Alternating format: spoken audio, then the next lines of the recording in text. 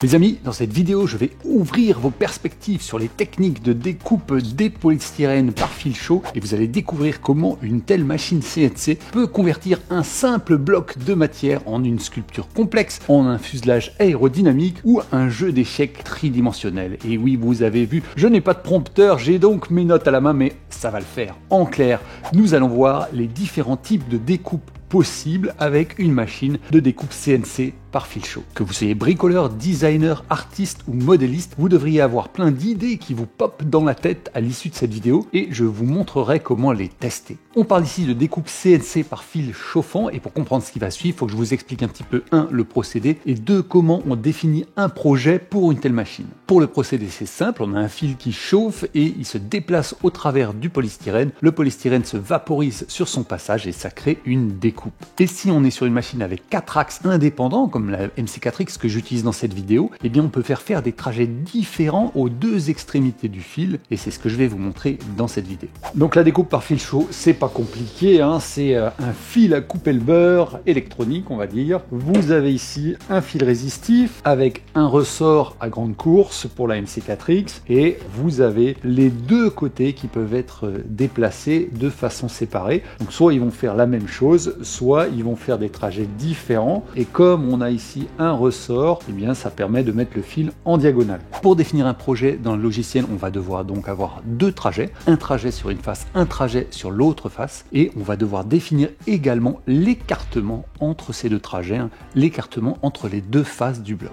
Alors pour info, dans le logiciel que je vais vous montrer, on a l'origine qui est à gauche. Alors vu depuis la caméra, ça fait pour vous, c'est votre gauche. Et on va partir vers la droite dans le sens horaire, le sens des aiguilles d'une montre, pour revenir ensuite à l'origine à la fin du projet. Et vous avez un profil qui est bleu. Donc par rapport à la caméra, si l'origine est ici, qu'on tourne dans ce sens, c'est le profil qui est le plus près de moi. On dit aussi le profil 1 dans le logiciel. Et vous avez un profil rouge, qui est le profil qui est le plus près de vous, le plus près de la caméra, et qui est le profil numéro 2. Donc ça correspond, si je représente le fil ici avec mes mains, eh bien j'ai le côté gauche du fil qui est le profil bleu et le côté droit du fil qui est le profil rouge. 1, 2. Et donc pour chacun de ces profils, on a un Y, un X, un Y, un X. Et c'est pour ça qu'on parle de machine 4 axes. Et pour en finir avec ces définitions, on a la pièce qu'on cherche à obtenir qui est la découpe et le reste du bloc qui est la dépouille. Donc là, ce que je vais faire pour les découpes que je vais vous montrer, je vais utiliser du polystyrène blanc, de l'expansé, que j'ai récupéré sur un chantier d'isolation des maisons par l'extérieur. Donc ça, c'est pratique. Je vais demander aux gars, ils me l'ont donné. L'intérêt du polystyrène d'isolation des maisons par l'extérieur, c'est que généralement, c'est de la bonne qualité. C'est-à-dire que ce sont des petites billes et qu'elles ont globalement toute la même taille. Il y a quelques grosses billes, mais c'est assez homogène. Et du coup, ça se découpe bien et on a un bon état de surface. Donc la MC4X est connectée à mon ordinateur, j'ai lancé fil chaud NX et je suis passé dans la fenêtre de déplacement manuel parce que je vais débiter mon bloc de polystyrène pour enlever toutes les faces un peu abîmées et conserver juste ce dont j'ai besoin.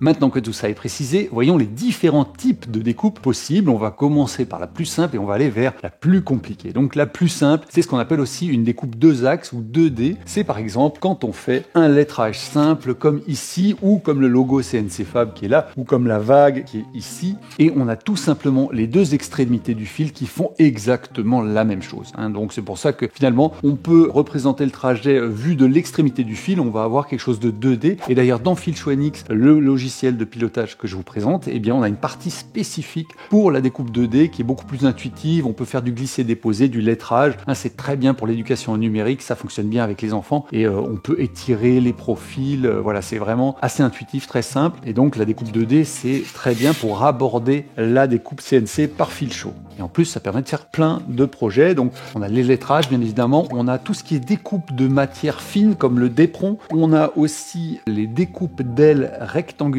puisque les ailes d'avion rectangulaires, finalement, elles ont le même profil des deux côtés. Donc on peut très bien les définir à partir d'un seul profil. Donc il y a un grand nombre d'applications. Deuxième type de découpe, ce sont les découpes dites décalées. On va utiliser à nouveau le même profil comme pour la découpe 2D d'un côté, un côté 1, un côté 2. On a le même profil, mais on peut les décaler soit horizontalement horizontalement, on appelle ça la flèche, soit verticalement, on appelle ça le dièdre. Donc ici, vous avez un exemple de ce que ça peut donner. Ici, vous avez eu un décalage vertical. Alors, petite remarque, sur ce projet, il y a eu une erreur de placement du bloc sur la table et vous voyez ce que ça a donné, c'est-à-dire que la découpe, au lieu de se faire dans le bloc, eh bien, elle s'est faite avant, tout simplement parce que j'avais mal positionné mon bloc. Et donc, on voit bien que le fil est rentré, il a fait le tour, hop, il est ressorti. Mais il y avait un endroit où il n'était plus dans la matière. Donc, j'ai refait la découpe pour corriger ce problème. On a ici à nouveau, vous voyez, un bloc par contre plus large avec mon côté rouge, mon côté bleu toujours.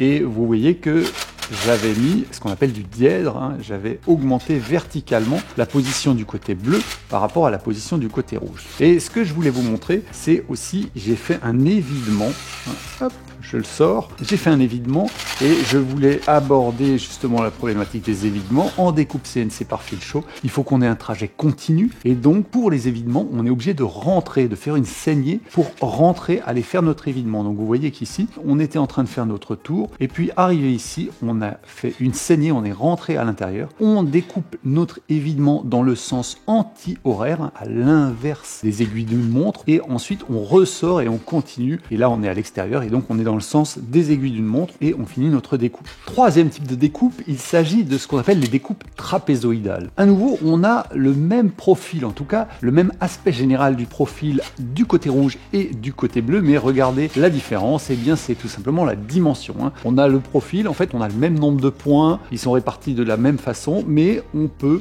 modifier la taille générale, on pourrait même l'étirer dans un sens ou dans l'autre, ça fonctionnerait également, et on a ensuite à définir un dièdre et une flèche pour savoir, pour donner la position relative de l'un à l'autre. Donc ça peut être utilisé en lettrage pour donner des effets de perspective et c'est utilisé en aéromodélisme pour créer ce qu'on appelle des ailes trapézoïdales, c'est-à-dire des ailes qui ont de l'effilement. Dans ce cas, quand on est en aéromodélisme, j'ai ici un exemple de découpe trapézoïdale. Le côté le plus grand s'appelle généralement l'emplanture parce qu'il va s'emmancher dans le fuselage, il est du côté de l'emmanchement avec le fuselage, et le côté le plus petit s'appelle le saumon. Donc ici on a l'emplanture, le saumon de ce panneau et là ici on a l'emplanture, le saumon de ce premier panneau et ici on aurait le fuselage. Alors, attention pour ce type de découpe, lorsque le profil présente des formes concaves, pas des formes convexes, des formes concaves, et bien la découpe peut rester bloquée dans le bloc et donc il faut casser la dépouille pour la sortir. Là c'était le cas notamment au niveau de la chevelure de ma petite dame qui ici avait des parties concaves et qui donc, et ici aussi, et donc avait tendance à rester bloqué et donc eh bien j'ai dû casser le bloc pour réussir à la sortir. Donc évidemment faut le faire avec des coups de cutter en prenant soin d'y aller doucement, mais bon voilà, ça se fait, on arrive à le sortir. C'est bien la bonne dépouille, mais on avait un blocage qui empêchait de sortir en glissant, alors que lorsqu'on a uniquement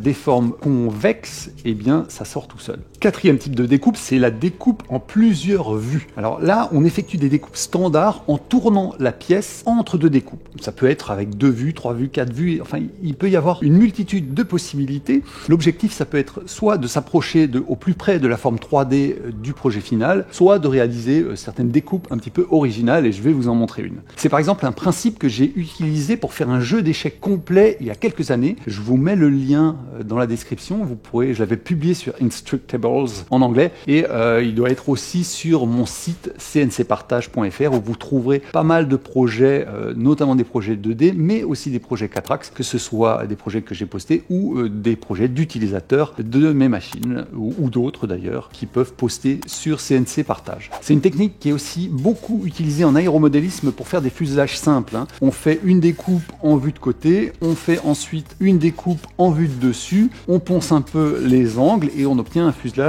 tout à fait réaliste. Et vous avez ici, vous le remarquerez, la saignée pour aller découper le logement de la clé d'aile, du passage de clé d'aile, puis bon, la verrière qui n'est pas ici, qui doit être quelque part dans mon stock. Et enfin, c'est la méthode que j'ai utilisée pour faire cette découpe, car cette découpe, en fait, ça c'est la dépouille. Et regardez, il y a eu autre chose qui a été découpée. J'ai découpé cette vue, mais j'ai aussi découpé cette vue. Et donc, elle est ici. Vous voyez que ça, c'était la même découpe. Regardez, est-ce que j'arrive à la réassembler? Vous aviez une découpe suivant cette vue, où j'ai fait ma petite dame là. Ensuite j'ai tourné mon bloc d'un quart de tour, j'ai fait une deuxième découpe. Alors évidemment j'avais pris soin d'avoir des dimensions qui font que on a la même hauteur, et j'ai fait une deuxième découpe suivant une deuxième vue, qui fait que quand on se place au bon endroit dans un sens, on a la petite dame du début, dans l'autre sens on a la deuxième dame dans une position un peu plus sexy. C'était pour moi une petite astuce pour vous donner envie de regarder cette vidéo.